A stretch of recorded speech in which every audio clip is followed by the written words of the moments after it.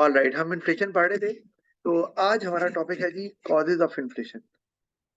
अच्छा जी, अब ये आपको पता है कॉजेज ऑफ इन्फ्लेशन में सबसे पहले कॉस्ट पुश इन्फ्लेशन है।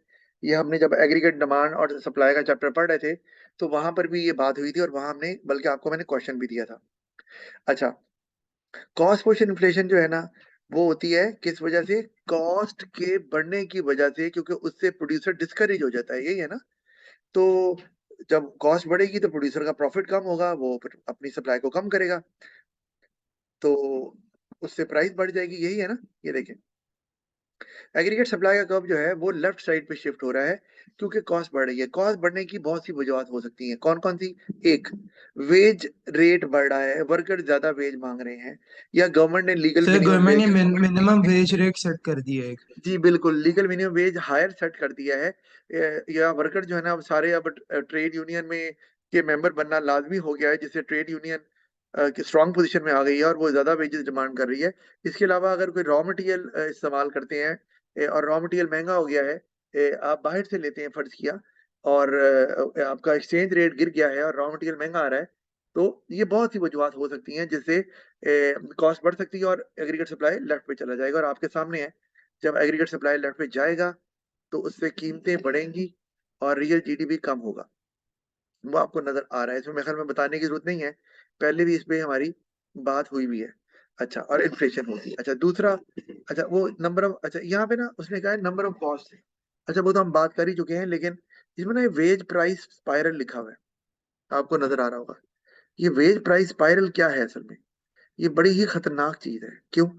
क्योंकि वेज प्राइस स्पाइरल में क्या होता है कि आपने ना, क्या हुआ कि वर्कर्स ने कहा वेज बढ़ाओ, ठीक है, कॉस्ट बढ़ रही है ना, वर्कर्स ने कहा वेज बढ़ाओ, वेज बढ़ाई तो वेज एक कॉस्ट है।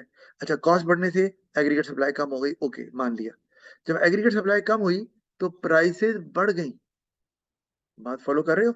मैं अगर यही वेज प्राइस पैरल आपको दिखाऊं ना, यहाँ, ये आसान सा भी आ गया। अच्छा, अब यहाँ पे अगर सप्लाई कम हुई ना, क्योंकि वेज बढ़ गई थी, तो प्राइस बढ़ गई। जब प्राइस बढ़ी तो वर्कर्स ने कहा जी हमारी तो रियल वेज कम हो गई, समझ आ रही है? अच्छा, तो अब क्या करेंगे? वो कहेंगे जी फिर दोबारा हमारी वेज बढ़ाओ। अच्छा, वेज फिर, अच्छा वेज फिर बढ़ाएंगे, वेज बढ़ाएंगे तो कॉस्ट फिर बढ़ जाएगी, कॉस्ट बढ़ेगी तो सप्लाई का और लेफ्ट पे शिफ्ट करेंगे, उससे फिर प्राइस बढ़ जाएगी, वो फिर कहेंगे जनाब हमारी तो रियल वेज अभी भी कम है। तो ये वेज प्राइस स्पाइरल बड़ा खतरनाक है और ये प्राइस को ऊपर ही ऊपर लेके जाता जाएगा, प्राइस नीचे नहीं आएगी। असल में वेज बढ़ने की वजह से ही प्राइस इन्फ्लेशन हो रही है और उनको पता नहीं चल रहा वर्कर्स को। तो ये है वेज सर पर प्राइस। एक बात उसने, अगर आपका रॉ मटेरियल महंगा हो जाता तब भी तो आपकी कॉस्ट बढ़ जाएगी, तब भी तो कॉस्ट पुश इन्फ्लेशन हो सकती है। अगर रॉ मटेरियल महंगा हो रहा है, जी क्या कह रहे सर। हो? अगर रॉ मटेरियल महंगा हो रहा है तो कॉस्ट बढ़ रही है ना, तो उससे एग्रीगेट सप्लाई कम हो जाएगी, है ना। कम हो रही है। हाँ तो सर, उससे तभी तो कॉस्ट पुश इन्फ्लेशन हो रही है। बिल्कुल होगी, बिल्कुल सही कह रहे हैं, ऐसे ही है। अच्छा, तो सर ये जरा रिपीट कर दें, थोड़ा सा ये समझ नहीं देखो ना, आपको बता तो रहा हूं मैं, आपको मैंने बताया कॉस्ट पुश इन्फ्लेशन समझ आ गई है, ये बताओ। आया। यस सर, जी सर। अच्छा, अब मेरी बात सुनो ना, मैं आपको जो समझा रहा हूँ वो समझो। वर्कर्स जो है ना वो वेज ज्यादा मांग रहे हैं। अच्छा, वो कोई भी वजह है, वर्कर्स ट्रेड यूनियन में शामिल हो गए हैं, उनकी प्रोडक्टिविटी बढ़ गई है, या जो भी रीजन है। अच्छा, वेज बढ़ाई, मैंने अपनी वेज बात एक, सही नहीं आ रही। क्या चीज, या ये क्या बोल रहे हो? या ये को लगता है फिर कोई सर समझ नहीं आवाज आ नहीं रही? सर मेरी आवाज बात नहीं आ रही बिल्कुल। आपको नहीं आ रही है या बाकियों को आ रही है? मेरी बात बाकियों को आ रही है? सर आप सर आपकी बात सर बिल्कुल ठीक सही है, आ आ रही रही है है। आपकी आवाज। अच्छा, वो ना असल में लाइट गई, हाँ मेरा कनेक्शन थोड़ा डाउन जी है। जी सर, सर, आ रही। बिल्कुल ठीक आ रही है। सर बिल्कुल ठीक आ। अच्छा ओके, असल में ना सर नेट आपकी गया। आवाज बिल्कुल सही आ रही है।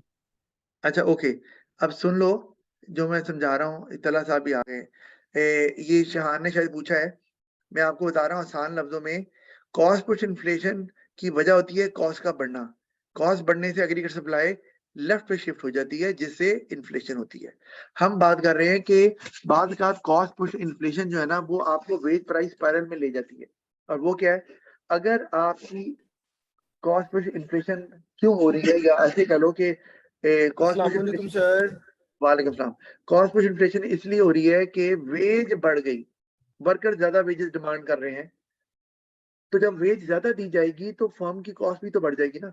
जब फर्म की कॉस्ट बढ़ेगी तो फर्म एग्रीगेट सप्लाई को लेफ्ट में शिफ्ट कर देगी, तो उससे प्राइस बढ़ेगी। ठीक है, जब प्राइस बढ़ेगी तो वर्कर्स कहेंगे जो हमारी वेज बढ़ी है ये असल में रियल वेज कम हो गई है, आपने हमारी नॉमिनल वेज तो बढ़ा दी है लेकिन प्राइस चूंकि और बढ़ गई है तो हमारी रियल वेज कम हो गई है, हमारी वेज और बढ़ाएं। अच्छा, फिर वेज और सर जी बढ़ाएंगे। मुझे ना जरा समझ नहीं लगी, आप बता देंगे, मैं जरा आप लेट आए हो, अब ये लेसन सुन लेना। अच्छा, अब क्या होगा कि वो वेज और बारिश बढ़ा हो रही देंगे। थी, मैं वेट हो गया था। अच्छा, तो जब वेज और बढ़ेगी ना, क्योंकि वो कहेंगे वेज बढ़ाएं, हमारी रियल वेज तो कम है, तो क्या होगा, उससे और कॉस्ट बढ़ जाएगी। कॉस्ट बढ़ेगी तो एग्रीगेट सप्लाई और लेफ्ट पे शिफ्ट हो जाएगी। जब वो और लेफ्ट पे जाएगी तो इन्फ्लेशन जो है ना वो प्राइस और बढ़ जाएगी, प्राइस लेवल। तो वो फिर कहेंगे जनाब ये तो हमारी वेज बढ़ी है लेकिन प्राइस तो उससे भी ज्यादा बढ़ गई है, हमारी तो रियल वेज कम हो गई है, हमारी वेज और बढ़ाएं। तो इस तरह से ये और करते करते कीमतें तो आसमानों पे चली जाएंगी। इसको बोलते हैं वेज प्राइस स्पाइरल। और यहाँ पर गवर्नमेंट को इंटरफेयर करना पड़ेगा। अगर गवर्नमेंट इंटरफेयर नहीं करती तो ये तो प्राइसेस आसमानों को चली जाएगी, या फर्म बंद हो जाएंगी, क्योंकि वो तो प्रोडक्शन कम करती जा रही है ना। तो एक मौका आएगा प्रोडक्शन जीरो ही कर देंगे, भाई हम बनाते ही नहीं फिर जाए, अगर आपने इतनी वेज मांगनी है। ठीक है, या प्राइसेस आसमानों को चली जाएंगी। तो ये और दोनों अगर सर जी आप वेज वाली लिस्ट होती है ना कि आप वेजेस जब वर्कर की ज्यादा हो जाती है तो कॉस्ट बढ़ती है, कॉस्ट बढ़ने से इन्फ्लेशन हो जाती है, और जब इन्फ्लेशन होती है तो वर्कर्स की वेज तो बढ़ जाती है लेकिन नॉमिनल बढ़ती है, रियल जो होती है वो कम हो जाती है, जिसकी वजह से वो और वेज डिमांड करते हैं और जी प्रोडक्शन तला कम हो जाती है। तला बिल्कुल सही आप कह रहे हो, बिल्कुल सही, ऐसे ही है। अच्छा, तो कहते हैं कि जो कॉस्ट पुश इन्फ्लेशन है ना ये ज्यादा खतरनाक होती है डिमांड पुल इन्फ्लेशन से। अच्छा, वो क्यों होती है ये आप तो खुद ही पढ़ लीजिएगा। मैं अगर वो फर्म अगर सर अगर फर्म आपके वो वेज ना बढ़ाए और उसको बाकी बेनिफिट्स दे दे, जैसे हेल्थ केयर फ्री कर दे, तो फिर भी काम बन जाएगा। भाई पर जो मेन मेरी मोटिवेशन फैक्टर नहीं, होता है ठीक ना है, वो सही कह मनी रहा है, होता है। बात सुनो, नहीं सही कह रहा है। तो जब हेल्थ केयर वगैरह देंगे तो क्या उससे कॉस्ट फर्म की नहीं बढ़ेगी, उससे भी तो बढ़ जाएगी, उससे भी एग्रीगेट सप्लाई लेफ्ट भी जाएगी। तो दोनों सूरतों में ऐसे ही होगा। अच्छा, तो मैं आपको बता रहा था। अच्छा, एक ऑयल भी तो एक चीज है कि ऑयल अगर आपको महंगा मिल रहा है या ऑयल की कीमतें दुनिया में ज्यादा हो गई हैं तब भी कॉस्ट पुश इन्फ्लेशन हो सकती है। अब आप कहें सर ऑयल तो एक है, मतलब ऑयल तो एक प्रोडक्ट है, उससे इन्फ्लेशन कैसे होती है। आपने तो खुद ही कहा कि एक चीज की कीमत बढ़ने को इन्फ्लेशन नहीं बोलते। तो मैं आपको ये बताऊंगा कि ऑयल एक ऐसी चीज है जो हर इंडस्ट्री में इस्तेमाल होती है, और जब ऑयल महंगा होगा तो हर इंडस्ट्री की जो प्रोडक्ट बन रही है वो महंगी हो जाएगी, क्योंकि आपकी ट्रांसपोर्टेशन है, ऑयल इंडस्ट्री में भी इस्तेमाल होता है, ट्रांसपोर्टेशन में भी होता है, तो इसलिए हर चीज महंगी हो जाएगी। तो ये इन्फ्लेशन आपकी करेगी। और ऑयल जो है चूंकि हर इंडस्ट्री इस्तेमाल करती है तो कॉस्ट बढ़ जाएगी और एग्रीगेट सप्लाई लेफ्ट पे ही जाएगी और कॉस्ट पुश इन्फ्लेशन होगी। अच्छा, मैं डिमांड पुल पे आ रहा हूँ। कहते हैं डिमांड सर पुल डिमांड पुल तो सर एहसान सर डिमांड पुल का सर सिंपल सा मतलब ये है सर, अगर किसी फैक्टर जैसे एग्रीगेट डिमांड की C+I+G से किसी की वजह से अगर आपकी डिमांड इंक्रीज करती है ना सर, तो आपका जो एग्रीगेट डिमांड है वो राइट पर शिफ्ट करेगा, जिसकी वजह से क्या होगा सर, आपकी डिमांड इंक्रीज कर जाएगी, सप्लाई थोड़ी हो जाएगी। जब सप्लाई थोड़ी होगी सर तो आपका क्या होगा, डिमांड मार्केट में शॉर्टेज हो जाएगी, जब शॉर्टेज हो जाएगी तो आपकी प्राइसेस जो है वो इंक्रीज कर जाएंगी। जी बिल्कुल आप सही कह रहे हो, लेकिन ये याद रखो कि डिमांड पुल इन्फ्लेशन ज्यादा खतरनाक नहीं होती कंपेयर टू कॉस्ट पुश। पता है क्यों? यस कि जी सर। उसकी वजह ये है कि कॉस्ट पुश इन्फ्लेशन में आपका जीडीपी गिर रहा होता है। देखो इधर, यानी कि आपकी एग्रीगेट सप्लाई कम हो रही है तो कीमतें बढ़ रही हैं, तो आपकी रियल जीडीपी गिर रहा है, यहाँ पर आप तो रिसेशन में जा रहे हैं। जबकि एग्रीगेट डिमांड में आपकी इन्फ्लेशन हो रही है लेकिन आपका जीडीपी बढ़ रहा है, लोगों की इनकम बढ़ रही है, तभी तो डिमांड ज्यादा कर रहे हैं। तो ये एक अच्छा रीजन भी, यानी कि उतनी सर खतरनाक नहीं लेकिन है। सर लेकिन जब एग्रीगेट डिमांड आपकी बढ़ती है तो उससे इन्फ्लेशन होगी, तो इन्फ्लेशन होने से लोग कम खरीदेंगे, परचेजिंग पावर कम होगी, तो फिर फार्मर्स भी कम प्रोड्यूस करेगी, जब आउटपुट गिरेगी तो जीडीपी नहीं गिरेगा। नहीं, ऐसा नहीं ना हो रहा, यही तो मैं कहना चाह रहा हूँ। जब हम कह रहे हैं तो डिमांड ये पुल सारा कुछ शॉर्ट इन्फ्लेशन, रन में हो रहा था बेसिकली, कि सुनो, जब आपकी डिमांड कम हो जाएगी इन प्राइसेस इंक्रीज करने से, फिर न्यू इक्विलिब्रियम भी सेट हो जाएगा, क्योंकि जब सप्लाई ओवर प्रोड्यूस हो जाएगी तो हाँ उसको मेरी बात ओवरकम सुनो, करने के लिए प्राइसेस को कम करना पड़ेगा। नहीं कम तो करना, वालेकुम सलाम। अच्छा, कम तो करना पड़ेगा, लेकिन आप मेरी बात सुनो या देखो, डिमांड पुल इन्फ्लेशन का मतलब है कि डिमांड इन्फ्लेशन कर रही है। आप पहले ये समझो बात को। इसका मतलब ये है कि जो डिमांड बढ़ रही है वो इन्फ्लेशन को बढ़ाई जा रही है, मतलब इन्फ्लेशन डिमांड को कम नहीं कर रही। अगर ऐसे होता तो फिर तो डिमांड ना बढ़ती। देखो, एग्रीगेट डिमांड शिफ्ट हो रही है, ठीक है, इसका मतलब है कोई नॉन प्राइस लेवल फैक्टर्स हैं जो एग्रीगेट डिमांड को बढ़ा रहे हैं। जैसे कंजम्पशन, मैं एग्जांपल देता हूँ कि लोगों का ना एकदम पैटर्न चेंज हो गया। लोगों ने कहा यार आज मरना है, कल मरना है, अय्याशी करनी है, तो चलो पैसे खर्च करो। मैं एग्जांपल दे रहा हूँ, ठीक है। ट्रेंड चेंज हो गया, अब वो कह रहे हैं यार इन्फ्लेशन हो या ना हो, हमारे तो मरने जीने का पता ही नहीं है, यार खर्च करो, इन्फ्लेशन को छोड़ो। तो क्या होगा इससे? इन्फ्लेशन होने के बावजूद भी, क्योंकि एक्सटर्नल फैक्टर है ये, मतलब ये कंपोनेंट्स में चेंज आ रहा है, तो डिमांड बढ़ रही है। अच्छा, एक और रीजन देख लो, आप ना इन्वेस्टमेंट मुल्क में ज्यादा की जा रही है, मल्टीनेशनल कर रही है आपके मुल्क में इन्वेस्टमेंट। क्यों? क्योंकि आपके मुल्क में फेवरेबल सर्कमस्टांसेस हो गए हैं, गवर्नमेंट सपोर्ट कर रही है, ठीक है, टैक्सेस कम लगा रही है फॉर एग्जांपल, ठीक है, लीगल फॉर्मेलिटीज कम कर दी हैं, गवर्नमेंट ने चेक कम रख दिया, आप इंडिपेंडेंटली बिजनेस करें तो इन्वेस्टमेंट ज्यादा आएगी। अभी आएगी ज्यादा, इन्फ्लेशन हो रही है लेकिन लोग फिर भी इन्वेस्टमेंट करते जा रहे हैं, तो ऐसा होता है। तो एग्रीगेट डिमांड और बढ़ेगी, इन्फ्लेशन और ज्यादा बढ़ जाएगी। तो ये इस तरह से आपको समझना है। जो आप बता रहे हो वो है प्राइस से डिमांड कम हो रही है, तो हम तो नॉन प्राइस लेवल फैक्टर्स की बात कर रहे हैं ना यहाँ पर, तो उसका तो प्राइस से ताल्लुक नहीं है, वो तो डिमांड को बढ़ा रहे हैं फिर भी, ये बात हो रही है। अच्छा, मैं आपको बता रहा था demand pull inflation is not that harmful compare to cost push inflation, और वो इसलिए कि एग्रीगेट डिमांड जो है वो आपकी जीडीपी में इजाफा करती है, राइट। अच्छा, और जो कॉस्ट पुश इन्फ्लेशन है वो आपकी जीडीपी में कमी कर रही होती है, because aggregate supply starts shifting to the left side. ये आपने रीजन याद रखना है एग्रीगेट एमसीक्यू डिमांड में। किस तरह इजाफा करती है हमारी जीडीपी में? या आपके सामने डायग्राम बनी हुई है, गौर करो। जब एग्रीगेट डिमांड बढ़ रही है तो उससे प्राइस लेवल बढ़ रहा है, जब प्राइस लेवल बढ़ रहा है तो producers get encourage to produce more, क्योंकि प्राइस बढ़ने का मतलब है प्रॉफिट ज्यादा है, तो वो आउटपुट बढ़ा रहे हैं। समझ आ रही है या तला? जी जी तो अगर आप ऊपर वाली डायग्राम देखो, कॉस्ट पुश वाली, तो वहां पर क्या हो रहा है, कॉस्ट बढ़ने से प्रोड्यूसर डिस्करेज हो रहा है और वो सप्लाई कम कर रहा है, तो इधर तो जीडीपी कम हो रही है तब प्राइस बढ़ रही है, तो ये बहुत खतरनाक है उससे। जी राहिम, क्या बोल रहे हैं आप? राहिम, आप सर कुछ मैं कहना? ना थोड़ा आगे जाने वाला हूँ, तो फिर मैं वैसे ही आपसे अभी बात करना चाह रहा हूँ। अच्छा, अभी जैसे आगे ना जो जाओ, फिर ठहर जाओ ना, फिर हमें तो आगे जाने दो। ठीक है सर। हाँ, अच्छा, हम आगे चलते हैं अब। अच्छा, अब ना एक चीज और आपको बतानी है कि ये जो आपको पता है दो स्कूल ऑफ थॉट्स हैं, केनीजियन और मॉनेटरिस्ट। अच्छा, अब जो केनीजियन स्कूल ऑफ थॉट है ना, वो ये कहते हैं, तो केनीजियन और क्लासिकल नहीं था? हाँ वो सही है, तो अब हाँ वो क्लासिकल भी था, बिल्कुल सही है। तो अब मॉनेटरिस्ट जो है ना, ये क्या कहते हैं कि मेन रोल इन्फ्लेशन का है मनी सप्लाई की वजह से।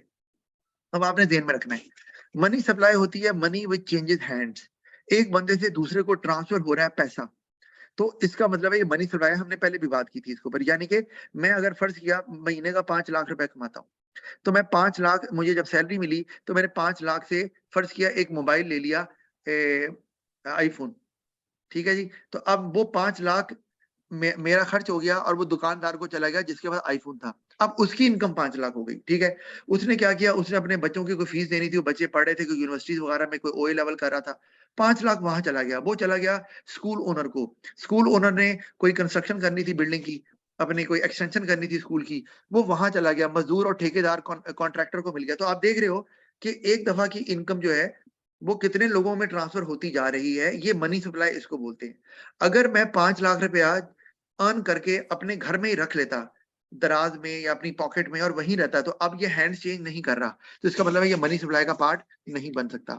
वो पैसा जो हम बैंक में सेव करते हैं वो भी मनी सप्लाई का पार्ट बन जाता है, क्योंकि जब आप पैसा बैंक में सेव करते हैं तो आगे बैंक आपका पैसा लोन दे देता है, ठीक है। तो ये जो मॉनेटरिस्ट थे ना, ये बोलते थे कि मनी सप्लाई सबसे बड़ा कॉज है इन्फ्लेशन का, ठीक है। जबकि केनीजियन व्यू ये है कि वो कहते हैं इन्फ्लेशन, मनी सप्लाई इन्फ्लेशन नहीं करती, इन्फ्लेशन से मनी सप्लाई बढ़ती है, दो डिफरेंट बातें करती है इसने, ठीक है। अच्छा, ये तो अब मैं आपको दिखा देता हूँ ये क्या है, ठहर जाओ। ये मॉनेटरी चूंकि नाम से नजर आ रहा है मनी, तो वो कहते हैं कि जो मनी सप्लाई है ना, जब वो बढ़ती है ना, तो वो कहते हैं उससे ना एग्रीगेट डिमांड बढ़ जाती है, और वो कहते हैं जी उससे क्या होता है कि उससे जो प्राइस लेवल है आपका वो भी बढ़ जाता है। तो वो कहते हैं जी इसलिए वो उसका नाम क्या देते हैं, वो उसको नाम देते हैं मॉनेटरी इन्फ्लेशन, यानी कि मनी सप्लाई ज्यादा होने की वजह से जो कीमतें बढ़ रही हैं उसको कह रहे हैं। तो ये मॉनेटरिस्ट व्यू है, ठीक है। ये एम का मतलब मॉनेटरिस्ट, ठीक है। अच्छा, केनीजियन व्यू क्या है, वो कहते हैं कि इन्फ्लेशन जब होती है ना तो वो मनी सप्लाई बढ़ाती है। अब मैं इसको आपको जवाब देता हूँ इसका कि इन्फ्लेशन अगर हो रही है, बढ़ रही का है। क्या मतलब है जो आपने लिखा है? के का मतलब है केनीजियन व्यू। अच्छा, अब केनीजियन व्यू कहता है कि इन्फ्लेशन होने से मनी सप्लाई होती है। वो कैसे? अब जरा गौर करो, इन्फ्लेशन हो रही है आपके मुल्क में, तो इसका मतलब है कि जो अपना प्रोड्यूसर है वो चीजें बना रहा है, लेकिन चीजें ज्यादा महंगी बन रही हैं। जब ज्यादा महंगी बन रही हैं तो लोग क्या कर रहे हैं, उनको वही चीज खरीदने के लिए ज्यादा पैसे चाहिए, और अगर उन्हें वो चीज खरीदनी है तो वो लोन लेंगे, जो भी करेंगे, वही चीज एक ही खरीद रहे हैं, लेकिन पैसे ज्यादा लग रहे हैं। सर लेकिन इन्फ्लेशन होगी तो लोग सेव करेंगे, लोग पैसे स्पेंड नहीं करेंगे, उनको पता है एक चीज महंगी होनी है। नहीं, मैं वही बताना चाह रहा हूँ, सुनो बात को। अब वो कहते हैं इन्फ्लेशन हो सर रही है। पर लोगों की डिस्पोजेबल इनकम भी तो डिक्रीज कर जाएगी ना, जिस लोगों का स्पेंड ज्यादा हो जाएगा। वही कह रहा हूँ, इन्फ्लेशन हो रही है, लेकिन हम और बात नहीं कर रहे कि ये एग्रीगेट डिमांड के बढ़ने की वजह से हो रही है, ठीक है। और एग्रीगेट डिमांड क्यों बढ़ रही है कि आपके कंपोनेंट्स चेंज हो रहे हैं, सर आपकी जो कंजम्पशन। मनी सप्लाई है वो इंक्रीज कर रही है, वो हैंड्स चेंज कर रही है। हाँ हाँ, उससे एग्रीगेट डिमांड बढ़ रही है और उससे इन्फ्लेशन हो रही है, ये मॉनेटरी इन्फ्लेशन है। केनीजियन कहता है जी कि इन्फ्लेशन अगर हो रही है वो एग्रीगेट डिमांड की वजह से जैसे हो रही है। एग्जांपल देता हूँ, ठीक है। एग्रीगेट डिमांड क्यों बढ़ रही है? हो सकता है इनकम भी बढ़ रही हो, ठीक है। हो सकता है और दूसरे फैक्टर्स जो मैंने आपको बताए हैं कि एग्रीगेट डिमांड क्यों बढ़ रही है। क्यों? जैसे इन्वेस्टमेंट की बात करता हूँ, गवर्नमेंट ने आपको सब्सिडी देना शुरू कर दी है इन्वेस्टर्स को, तो इन्वेस्टर तो इन्वेस्ट करेंगे, वो तो नहीं देखेंगे इन्फ्लेशन हो रही है तो हो, गवर्नमेंट सब्सिडी भी तो दे रही है। बहरहाल बहुत से रीजन हो सकते हैं। तो एग्रीगेट डिमांड बढ़ने से जब इन्फ्लेशन होती है ना, तो होता क्या है, अब इन्फ्लेशन हो रही है तो याद रखो ये एग्रीगेट डिमांड के बढ़ने से हो रही है, तो इन्फ्लेशन ने अब एग्रीगेट डिमांड ने कम नहीं होना। आप कह रहे हैं सर इन्फ्लेशन हो रही है तो एग्रीगेट डिमांड कम होगी, रॉन्ग। क्यों? क्योंकि हम उल्टा जा रहे हैं, हम कह रहे हैं एग्रीगेट डिमांड इन्फ्लेशन कर रही है, इन्फ्लेशन एग्रीगेट डिमांड को कम नहीं कर रही। तो यहाँ एग्रीगेट डिमांड की वजह से इन्फ्लेशन हो रही है। अच्छा, तो अब जब कीमतें बढ़ जाएंगी ना, तो लोग वही एक चीज लेने के लिए पहले से ज्यादा खर्चा करना पड़ेगा उन्हें, जारी बात है। तो जब पहले से ज्यादा खर्चा करेंगे, अब बात सुनो पहले। तो मैं जो पहले 5 लाख रुपया आईफोन लेने के लिए कर रहा था, अब मैं वही आईफोन लेने के लिए 10 लाख का खर्चा करूँ, आएगा एक ही आईफोन। तो अब मार्केट में जो सप्लाई मनी है वो 5 लाख की जगह 10 लाख चली गई, ठीक है, इंजेक्ट हो गई। अब वो 10 लाख आगे किसी बंदे के इनकम बनेगी 10 लाख, उससे आगे किसी और की 10 लाख बनेगी, पहले वो 5-5 लाख बन रही थी। तो वो ये कहते हैं कि इन्फ्लेशन से मनी सप्लाई बढ़ती है। जी, अब कोई सवाल है तो पूछें। सर ये जो अभी मनी सप्लाई इन्फ्लेशन से बनती है, जब इन्फ्लेशन हो रही है तो वो हुकूमत मजीद पैसे छापते तो मसला हल नहीं हो जाएगा। हाँ, ये आपने बात तो सही की है। अब ये याद रखो, एक बात आपने ध्यान में रखनी है कि ना, कभी भी नोट छापने से लोगों की नीड्स एंड वांट्स पूरी नहीं होती। नीड्स एंड वांट्स पूरी होती हैं रिसोर्सेज की अवेलेबिलिटी से। मतलब आपको मैं अगर छोड़ दूं चांद के ऊपर और वहां ढेर सारे पैसे दे दूं आपको, तो काम चल जाएगा आपका? या रेगिस्तान में छोड़ दूं ढेर सारे पैसे, नोट खाओगे, नोट पियोगे, क्या करोगे? तो नोट हल नहीं है किसी भी तरह से नीड्स एंड वांट्स को पूरा करने का। सर वो रेगिस्तान को सिटी बना देंगे। हाँ, ये आपकी बात है, ये आपको ना छोड़ के पैसे आते हैं दोगे किसको भाईजान, पैसे दोगे किसको? अकेले हाँ तो होगे वहां पे। हाँ, करोगे यार क्या? ये दुबई के सर क्राउन जी प्रिंस से इसको होश बात ऊपर है, पकड़वाएं इसको सर। पूछना को। हाँ, अच्छा अच्छा अच्छा, बस इधर सुनो। अच्छा जी, ये अबीरा भी सर आ गई हैं और ये आज अभी लेट ज्वाइन किया। ओके, ऑल राइट जी। अच्छा, तो मैंने आपको क्लियर कर दिया। अब आपका काम है पढ़ना बुक को, और कोई क्वेश्चन हो तो कल आप लेकर आए। मैं आगे चल रहा हूँ, मुझे ये चैप्टर खत्म करना है, ठीक है जी। अच्छा, अब आगे आ गया link between demand pull inflation and cost push inflation. अच्छा, ये दोनों ना, इनका जो कॉम्बो है ना वो बड़ा खतरनाक है, बड़ा डेडली कॉम्बो है इन दोनों का। अगर ये दोनों मिल जाए ना तो तो इसको मामला डिप्रिसिएशन कहेंगे ना ज्यादा खराब हो जाएगा। क्या डेप्रिसिएशन? सर, ये क्या मैं दोनों डिप्रिसिएशन में आती है ना। किस चीज की depreciation? So depreciation of currency. यार वो तो एक्सचेंज रेट है ना, उसकी तो हम बात ही नहीं कर रहे अभी। अच्छा, आप जरा समझो बात को। Sorry, devaluation of currency. हैं? सर इसका कुछ था सर। भाई, आपकी जो रियल इनकम है ना वो कम हो जाती है, तो उससे परचेजिंग पावर गिरेगी मनी की, लिविंग स्टैंडर्ड भी कम हो सकता है, ये हो सकता है। अच्छा, मैं जो बताने लगा हूँ वो आप सुनिए आप, ठीक है। मैं आपको ना डायग्राम की मदद से समझाता हूँ। फर्ज किया एग्रीगेट डिमांड बढ़ गई किसी भी रीजन से, एक मिनट मैं जरा निकाल लूं। ये देखिए, फर्ज किया कि ये हमारे पास डायग्राम है, ये एग्रीगेट डिमांड है, ये एग्रीगेट सप्लाई है। और यहाँ पर इकोनॉमी इक्विलिब्रियम में है, मतलब प्राइस में कोई चेंज नहीं आ रहा, कोई इन्फ्लेशन नहीं, और ये हमारे पास नीचे आ रहा है जीडीपी, इसको रियल जीडीपी कह लें तो ज्यादा बेहतर है। अच्छा, अब क्या हो रहा है कि ना, या अभी तरह इन्फ्लेशन कह रहे तो नहीं, रियल की बात करते। अच्छा, अब एग्रीगेट डिमांड बढ़ गई, फर्ज किया, ठीक है जी। अच्छा, एग्रीगेट डिमांड बढ़ी किस वजह से, कोई भी वजह है, जो आपने कहा कंपोनेंट है ना, कौन से, वही जो आपने पहले ही बात की, aggregate demand is equal to C plus I plus G plus X minus M, कोई भी नहीं है। तो एग्रीगेट डिमांड राइट पे चली गई। अब यहाँ पहुंच गए, अब जरा देखो, तो प्राइस लेवल यहाँ आ गया, इन्फ्लेशन बढ़ गई, माना कि जीडीपी भी बढ़ गया, ये ठीक है।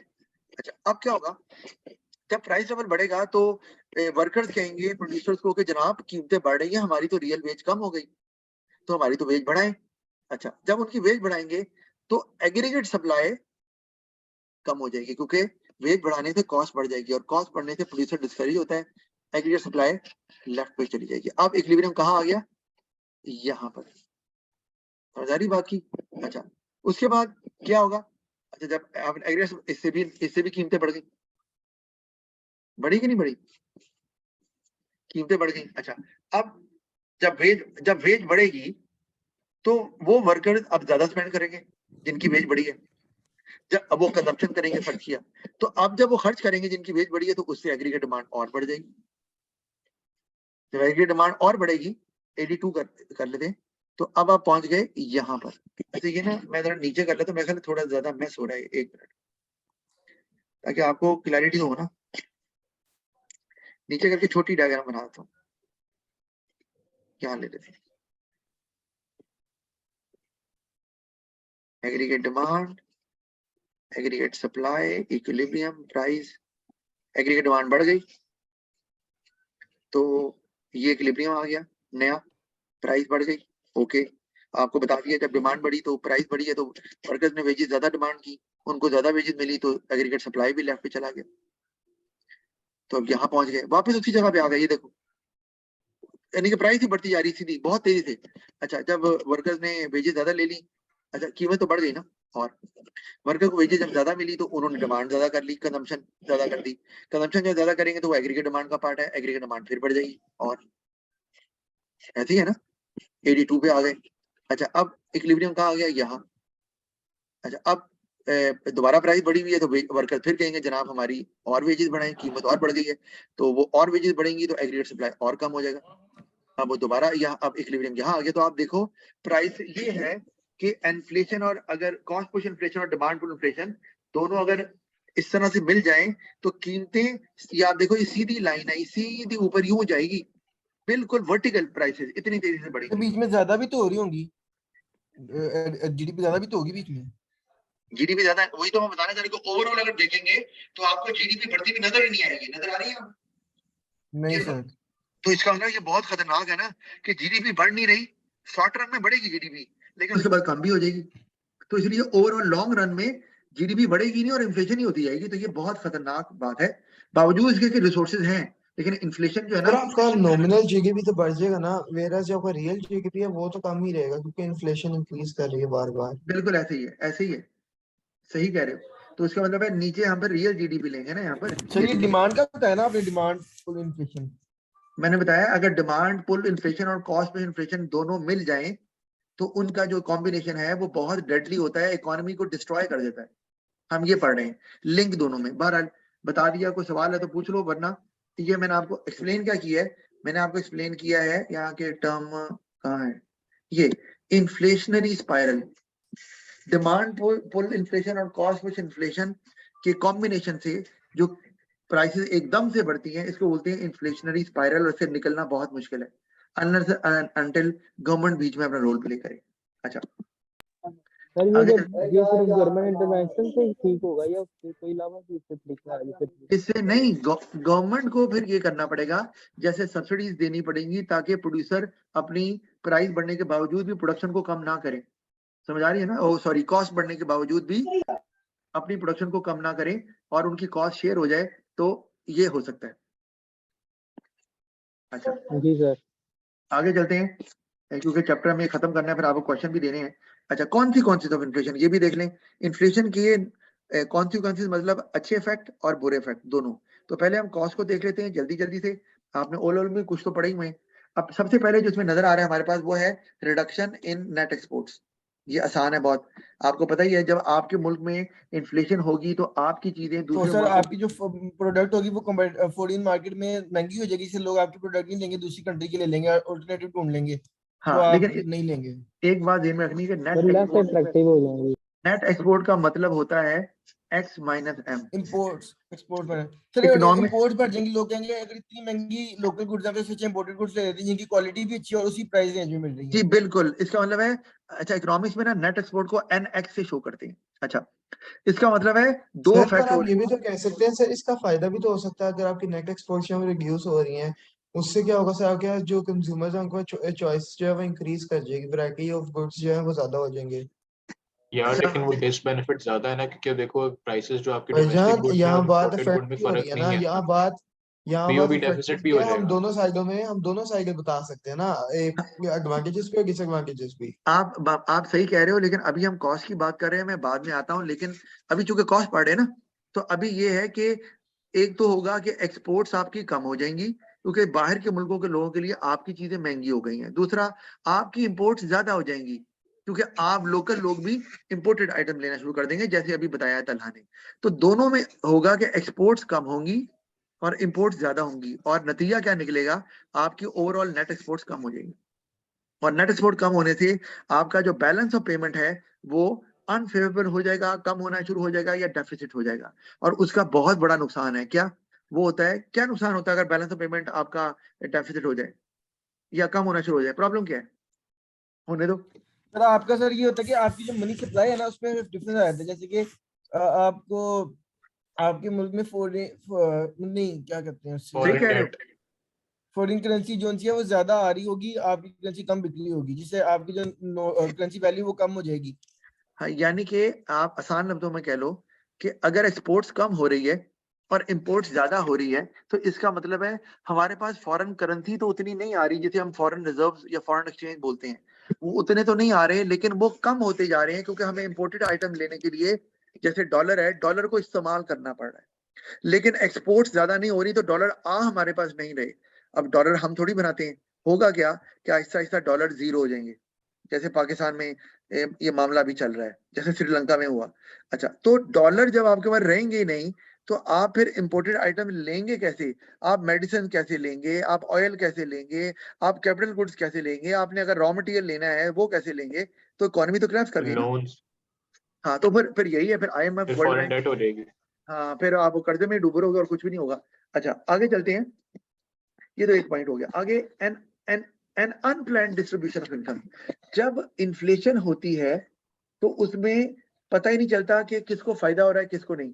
किसी को फायदा हो रहा है किसी को नहीं हो रहा, तो इससे इनकम इनइक्वालिटी आ जाती है। इसे अनइक्वल डिस्ट्रीब्यूशन ऑफ वेल्थ कहते हैं। किसी के पास ज्यादा पैसा आ रहा है, किसी के पास कम आ रहा है। अच्छा, ज्यादा किसके पास आ रहा है? ज्यादा आता है बिजनेसमैन के पास। जिसने स्टॉक किया होता है। नहीं नहीं, वो तो किया होता है बिजनेसमैन। अब क्या होता है, इन्फ्लेशन हो रही है ना, तो बिजनेसमैन अपने प्रोडक्ट्स की कीमतें बढ़ा देता है, और जितनी इन्फ्लेशन होती है ना उससे ज्यादा बढ़ा देता है। मतलब इन्फ्लेशन 10% से हुई है, उसने कीमतें बढ़ा दी 20% से, और लोगों को क्या कह रहा है, जनाब इन्फ्लेशन हो गया। अब लोगों को क्या पता, तो लूट रहा है। तो उस वो इन्फ्लेशन होने से उसको ज्यादा फायदा होगा, ठीक है, वो इन्फ्लेशन का एडवांटेज हासिल करेगा और ज्यादा अमीर होगा। अच्छा, और जो सैलरी ले रहे हैं बेचारे, जिनकी इनकम बढ़ ही नहीं रही, वो बेचारे और गरीब होते जाएंगे, जारी बात है। वो अमीर हो रहा है बिजनेसमैन, गरीब और गरीब होता जा रहा है। अच्छा, उसके अलावा एक और भी है कि इन्फ्लेशन में जो बोरो करते हैं ना, सर इन्फ्लेशन में सर इन्फ्लेशन में इंटरेस्ट रेट कम हो जाएगा या ज्यादा होगा? देखो अब वही बताने लगा। अगर यही आपकी बात का भी जवाब देता हूँ। अच्छा, इन्फ्लेशन जब हो रही है ना, तो पहले तो ये ज़हन में रखना है कि हम इंटरेस्ट रेट की बात कर रहे हैं तो वो कौन सा, money interest rate, real interest rate, तो ये पहले समझ लो। जब इन्फ्लेशन ज्यादा हो रही है तो एक तो ये प्रॉब्लम आ रहा है कि अगर आपने 10% पे किसी को लोन दिया हुआ है, आप लेंडर हैं, आप एक बैंक चलाते हैं, आपने लोन दिया हुआ है और इन्फ्लेशन हो रही है, तो मुझे ये बताओ, आप जो इंटरेस्ट ले रहे हो एक्चुअली वो इंटरेस्ट रेट रियल टर्म में आपका कम होता जा रहा है क्यों? क्योंकि इन्फ्लेशन हो रही है, जैसे हमने कल भी बात की थी, आप 10% पे लोन दे रहे हो और इन्फ्लेशन हो गई 8%, तो आपका तो रियल इंटरेस्ट रेट 2% पे आ गया, क्योंकि 10 माइनस 8 ऐसे निकालते हैं ना, और इन्फ्लेशन सर और हो ऐसा भी गई। हो सकता है कि अगर जैसे हमारी कंट्री है उसमें कंजम्पशन बहुत, एग्रीगेट डिमांड बहुत ज्यादा है ड्यू टू इंक्रीज्ड कंजम्पशन, तो फिर बैंक्स इस तरह भी कर सकते हैं कि वो आउटराइट इंटरेस्ट रेट्स का वो ज्यादा कर देंगे, बढ़ा देंगे कि लोगों को ज्यादा इंसेंटिव मिले बचाने में और एग्रीगेट डिमांड कम हो, इन्फ्लेशन कंट्रोल है। देखो बात सुनो, हम ना यहाँ अभी जो आपने बात पूछी है ना बीरा, अगर गवर्नमेंट फिर कर रही है तो फिर और सीन होगा। अगले चैप्टर में हमने वही पढ़ना है, इसको बोलते हैं मॉनेटरी पॉलिसी, यानी कि अगर इन्फ्लेशन हो रही अच्छा है और सॉरी सर, इसमें फिर बैंक्स कर रहे हैं सर, हाँ, अगर इन्फ्लेशन सेंट्रल हो बैंक। रही, हाँ वो उसका काम है। अच्छा, अगर इन्फ्लेशन हो रही है और गवर्नमेंट उसको कंट्रोल करना चाहती है तो गवर्नमेंट इंटरेस्ट रेट को बढ़ा देगी। बढ़ाने से क्या होगा कि लोग लोन नहीं लेंगे क्योंकि महंगा पड़ रहा है। जब लोन नहीं लेंगे तो स्पेंड भी नहीं करेंगे। जब स्पेंड नहीं करेंगे तो एग्रीगेट डिमांड कम होना शुरू हो जाएगी और प्राइसेस कंट्रोल होना शुरू हो जाएंगी, इन्फ्लेशन कंट्रोल होना शुरू हो जाएगी। ये है अगर गवर्नमेंट इंटरफेयर कर रही है तो। मैं यहाँ तो ये तो समझ आती है बात, लेकिन मैं जो बात कर रहा हूँ कि कुछ लोगों के पास पैसा ज्यादा आ जाएगा, कुछ लोगों के पास पैसा बहुत कम होता जाएगा। तो एक तो मैंने बता दिया जो सैलरी लेते हैं और जो बिजनेसमैन है, उनमें फर्क आ जाएगा। एक मैंने बताया जो बोरोअर है इन्फ्लेशन में फायदे में रहता है। क्यों? अब जरा पहले ये सुन लो आप। अब बोरोअर जो है जिसने आज की डेट में 5 करोड़ रुपए लिया, 5 करोड़ की काफी वैल्यू है ना। एक आपकी जो है वो लैंड क्रूजर तो आ ही जाती है, अच्छा स्टार्टिंग वाली। तो अब उसने 5 करोड़ रुपया लिया बोरोअर ने, ठीक है, आज की डेट में लैंड क्रूजर आती है उसने वापस करना है आपको 2 साल बाद। जब उसने 2 साल बाद वापस किया तो 5 करोड़ से मोटरसाइकिल भी नहीं आ रही। क्यों? इन्फ्लेशन इतनी हो गई है। इसका मतलब है पैसे की परचेजिंग पावर कम हो गई। इन रियल टर्म्स पैसे की वैल्यू गिर गई, वैल्यू मनी गिर गई। तो इसका मतलब नुकसान किसका हुआ? सर ये जो नुकसान आप हुआ प्रोड्यूसर का बता रहे थे, नहीं, लेंडर का। सर ये जो लेंडर का नुकसान हो गया। उसको पैसे तो उतने ही मिले लेकिन उसकी वैल्यू वो नहीं है। अब तो उससे मोटरसाइकिल भी नहीं आती। फायदा बोरोअर का हो गया क्योंकि उसने जब पैसे लिए उस वक्त उसकी वैल्यू बहुत थी, उसने उसको इस्तेमाल किया, फुल कहीं इन्वेस्ट कर दिया, जो भी किया। तो अब इसमें भी लेंडर नुकसान में रह गया, बोरोअर फायदे में। तो फायदा अमीर, बोरोअर अमीर हो जाएगा, लेंडर बेचारा गरीब होता जाएगा। अच्छा, तो फिर इंटरेस्ट मिल गया। इंटरेस्ट दो तरह का, एक इंटरेस्ट जो लोन पे आप देते हैं और एक इंटरेस्ट रेट जो आपको मिलता है क्योंकि आपने डिपॉजिट किया होता है बैंक में। अब इसको भी समझ लो। फर्ज किया कि वो 10% है, ठीक है। कौन सी वाला? पहले हम ले लेते हैं बोरिंग वाला। अच्छा, बोरिंग आप वाला 10% है और इन्फ्लेशन हो रही है। तो मुझे ये बताओ रियल टर्म में इंटरेस्ट रेट को क्या हो रहा है? इंटरेस्ट रेट वही खड़ा है, ठीक है। पहले इन्फ्लेशन थी 2%, आपको एग्जाम्पल देता हूँ, या इन्फ्लेशन नहीं थी, ऐसे ले लो चलो। इंटरेस्ट रेट था 10% जो कि बोरिंग पे लगाया हुआ था। तो इन्फ्लेशन आ गई 2%। अब मुझे बताओ interest rate in real terms कितना हो गया? रियल इंटरेस्ट रेट क्या है? 8। 10 माइनस 2 यानी कि जो आपका नॉमिनल इंटरेस्ट रेट है जिसे हम कह रहे हैं 10%, उसमें से इन्फ्लेशन के इफेक्ट को निकाल देते हैं तो रियल इंटरेस्ट रेट आता है, तो वो आ गया 8%। इसका मतलब है कि ये रियल इंटरेस्ट रेट तो कम हो रहा है, तो जो लैंड कर रहा है उसका तो नुकसान हो रहा है, उसका तो रियल टर्म में कम हो रहा है। अच्छा, और बोरोअर को क्या हो रहा है? बोरोअर का रियल इंटरेस्ट रेट कम होता जा रहा है, उसका फायदा हो रहा है, ठीक है। तो इसका मतलब है इन्फ्लेशन में हर एक भी एक जैसा इफेक्ट नहीं आता। किसी का फायदा होता है, किसी का नुकसान होता है, जिसकी वजह से रीडिस्ट्रीब्यूशन ऑफ इनकम जो है ना वो एक प्लानिंग के तहत नहीं होती।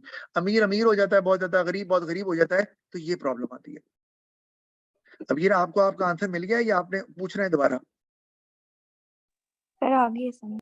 अच्छा, आगे जल्दी से चलते हैं। मेन्यू कॉस्ट ये भी समझ लें। आपको अक्सर पता होगा, आप कभी रेस्टोरेंट में जाए ना तो वहां आपने कभी अगर कैटलॉग उनका देखे ना मेन्यू, तो मेन्यू के ऊपर ना जहाँ प्राइस लिखी होती है तो वो ना वहां पे अपनी टेप लगा देते हैं, उसके ऊपर कीमत लिखी होती है।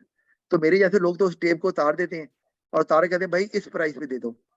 तो अब इसका अब टेप लगाते हैं लेकिन वो टेम्पररी अरेंजमेंट है।